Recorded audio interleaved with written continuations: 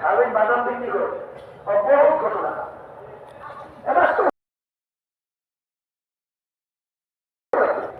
ঘুমের ভিতরে আরো বাদাম বাদাম দেখছিল আমাদের দেশের মধ্যে ছোটবেলায় দেখছি ধান বিক্রি করতে না ওই যে দালালরা কি করে জানি